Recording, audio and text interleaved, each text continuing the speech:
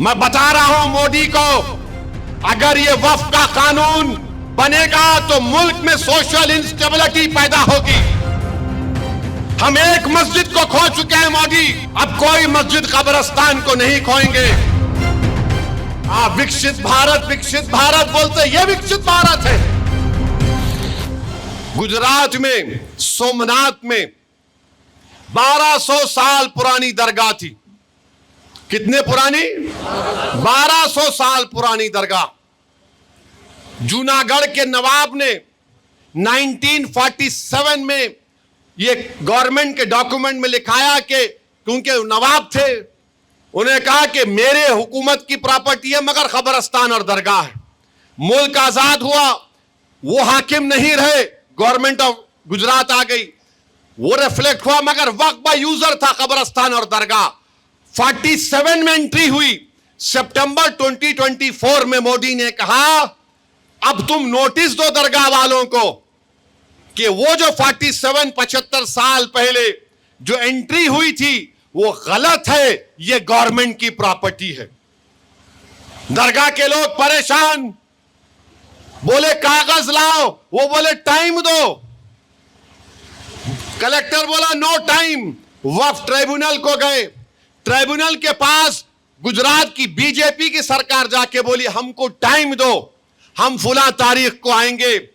दूसरे दिन रात के सुबह के 1 बजे पूरे दरगाह के कमेटी के लोगों को गिरफ्तार कर लिए और सुबह 5 बजे से 1200 साल की दरगाह और 2 मस्जिदों को शहीद कर दिए। अभी कानून नहीं बना, कलेक्टर को पावर दिए थे ना, यह काम गुजरात में कलेक्टर ने कर दिया। अब यह कानून बनेगा तो हर कलेक्टर बोलेगा नो नो नो, मस्जिद मेरी है, कब्रिस्तान तुम्हारा नहीं है, ईदगाह तुम्हारा नहीं है। मेरे भाई, मैं पूरे भारत के मुसलमानों को बता रहा हूं, ख्वाब गफलत से बेदार हो जाओ। मैं बता रहा हूं मोदी को, अगर यह वक्फ का कानून बनेगा तो मुल्क में सोशल इंस्टेबिलिटी पैदा होगी। हम भारत को 1980 और 1990 के दहे में लेकर जाएंगे। हम एक मस्जिद को खो चुके हैं मोदी, अब कोई मस्जिद कब्रिस्तान को नहीं खोएंगे।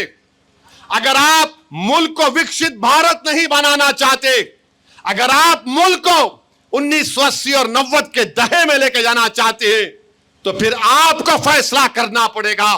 सोशल इंस्टेबिलिटी इस देश में पैदा हो जाएगी। अगर कल को आकर बोलेगा ये शिवा रेड्डी पेट की मस्जिद को मैं तोड़ दूंगा, तो क्या का नौजवान चूड़ियां पहन के बैठ जाएगा? कि यहां के बुजुर्ग बोलेंगे कि मैं ज़ईफ हो गया, अब मैं कुछ नहीं करूंगा। बुढ़ा भी बोलेगा मरना है तो मस्जिद की हिफाजत करके मरूंगा। नौजवान भी बोलेगा जवानी मस्जिद पे कुर्बान, मैं भी कुर्बान। मेरे अजीज दोस्तों और बुजुर्गों, मेरे अजीज दोस्तों और बुजुर्गों, ये कानून मोदी बनाना चाहते हैं। बताओ आप कितना जुल्म निफरत इन लोगों में मुसलमानों के ताल्लुक से है। क्यों बना रहे कानून आप?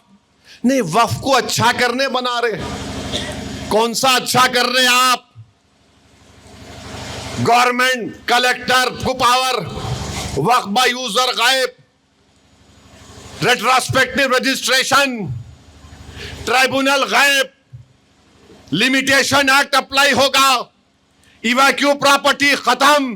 को क्या बचेगा फिर? खाली कागज पे लिखा होगा वक्फ बोर्ड। मालिक कौन होंगे? मोदी होंगे।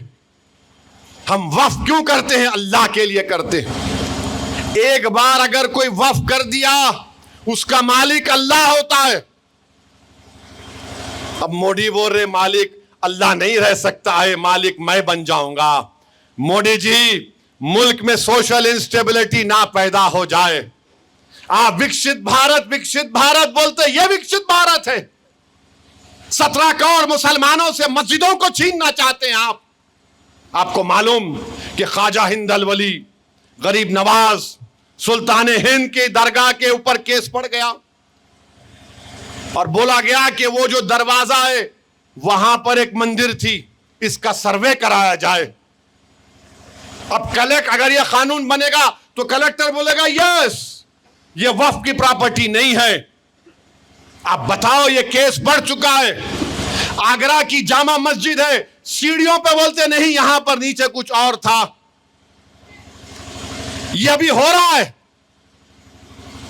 मेरे अजीज दोस्तों और बुजुर्गों, नौजवानों, अगर आज हम बेदार नहीं होंगे, अगर हम ऐसा ही लड़ते रहेंगे एक दूसरे से, याद रखो फलस्तीन का मसला, ये वक्फ कानून का मसला, ये सिर्फ देवबंदी, बरेलवी, सूफी, अहले हदीस या शियाओं का मसला नहीं है, ये हमारी शनाख्त का मसला है।